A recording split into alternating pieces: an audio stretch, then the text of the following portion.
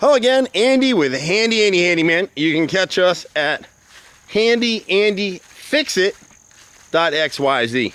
Apparently that's the latest and greatest address for website, so our consultant told us that that's what we had to do, and it was perfect time because someone hacked our website, and so we had to redo part of it anyway. But we're out on another inspection repair, and this one is for Mark Spain's office, and it's interesting with that group. I mean, those guys sell a lot of houses in Atlanta. He spends more on real estate advertising than probably any other agent in the country, I'd be willing to bet. And the challenge with real estate sometimes is you get a house like this, beautiful home, and the home inspector comes out, and what you guys don't realize if you're buying a home or selling a home, a couple things you need to know. Number one, a lot of the home inspectors, good, bad, mediocre, whatever they are, they put a lot of what we call CYA language into the inspection report, and a lot of that stuff is boilerplate. I can show you inspections that I get from, you know, Inspector A, because I do so many of these. Handy Andy does 10 to 20 of these a week. So we deal with more inspection repairs than any other contracting in Georgia, and it's been that way for many years. We started the company 25 years ago. We've been doing this a long time. And so what ends up happening is buyers get nervous when they see the inspection reports. Sellers don't want to spend the money. And some of these things that come up, like this deck, for some people, they think that this deck needs to be tore down and have to start over again. That's not the case with this deck. This deck's probably 15, 16 years old, or however old this house is. It might be a little bit older than that. It might even be 19 years old, somewhere in that range. But you kind of see the stuff they've done on the house. These owners have kept up on things. They've maintained stuff. But what happened on this deck is a couple things. When it was built, it was a little bit out of code when it was built. And so what should have happened on these railings all the way around, you can't go 6 feet. So on every end, and then you can't go further than 6 feet without having a 4x4 post bolted into either the risers here that the stair treads sit on, or the upper railings here. So you need a 4x4 post in each corner here and one in the middle, because that's more than 6 feet. You need one at the end of this railing here, one at the end of the railing here, one in the middle of the run, one at the bottom of the run. And that's partially why these stairs are so wobbly, is that they should have had another 4x4 post set about at the 5th tread set into concrete. And then every one of these balusters, these pieces right here, are nailed instead of screwed. And so just over time, these things loosen up. So they all need to be one screw, top and bottom, all the way down. And the problem here with some of these treads is that the homeowner had somebody come out and tighten up the treads and put some screws in here. Whenever you're screwing down anything on a deck or anywhere in your house, if it's wood, you should always drill what we call a pilot hole. So you take a drill bit a little bit smaller than the screw, and you would just want, if you were going to drill right here, you drill a pilot hole first and then the screw behind it.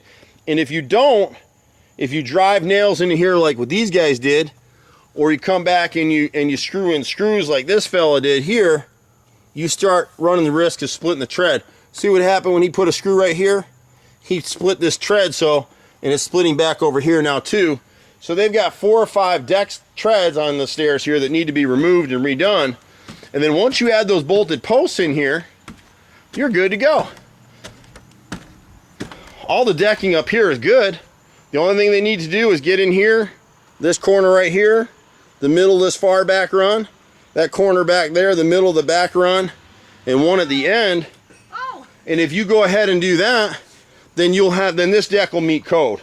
And that was actually a code requirement even back when this deck was built. So these guys, what happens a lot of times in new construction, these guys are all the cheapest subcontractors in the world you throw on most of these jobs. Not all, but most of them. And sometimes in new construction, they'll have a sub to a sub to a sub to a sub. It's just what these guys do. And so this fella didn't have 4x4 posts on the truck, so he just went ahead and ran balusters all the way around. So usually we see these decks built, they'll put one in the corner, in that corner, and run the straight run, and then as an inspection repair, we would just be coming in the middle and adding one. Here we've got to add them at each end, and in the middle it's more than 6 feet, which is all of these. So except for this one here, we got one here and one there at the end. So once you do those things, you've met your requirements on this deck. And more importantly for this seller, what happens when you get these houses under contract, whatever that amendment becomes between the buyer and the seller, that's God's law. As long as underwriting approves it. And a lot of times, if it's an FHA loan, which may be the case here, I don't know, but unless it's a cash sale, if it's cash buyer, then it doesn't matter. But what happens a lot of times is there's loans involved in this. And it's gotten to the point now where underwriters read the inspection reports to look for code issues. Because God forbid they have to take this house back someday. They don't want to have to come in as the bank and have to make repairs in order to sell the house and get out of it. Banks don't want to own or manage your real estate. They just want to get their interest money, and that's it. And so they went through this last debacle, 7 or 8 years ago when the economy crashed, and they took back a lot of houses that had lots of issues, lots of repairs, and they lost a lot of money. And so that's kind of what's driving this thing. So if you're a home seller, realize that when that inspection report comes out, and that's what I just said to these sellers here, if it seems reasonable, go ahead and make the repair and get your house sold. Unless you open that front door and there's 500 people in line to buy the house, go ahead and make your deal. And here's why. Once you get an inspection report, it's been disclosed to the seller as well, and they have that report, it kind of tacks with the house. So the next time you list the house for sale or another offer comes through, you have to disclose what would be a structural issue, or here, an inspection issue, which is this is a defect in the house. It didn't meet code. So not an expensive repair. This owner is anxious as everybody else. We'll come back. We'll send her a line item bid and explain it all. It may be a little bit more than it's budgeted for. I don't know. I can't give you a number off the top of my head. I can't do that. Everything we do is unit cost. It's not a lot to do here, but it is what it is. So we pretty much do everything. You can certainly trust us. It's a sad thing to say, but I really don't need the money. I love this business. Been doing it a long, long time. My brother and I have been out here forever. I'm a 4th generation contractor. It's in my blood.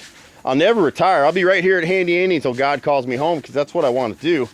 But this is a pretty minor project. We do tons of this stuff. Just be patient with us. You can catch us at 770-912-2829.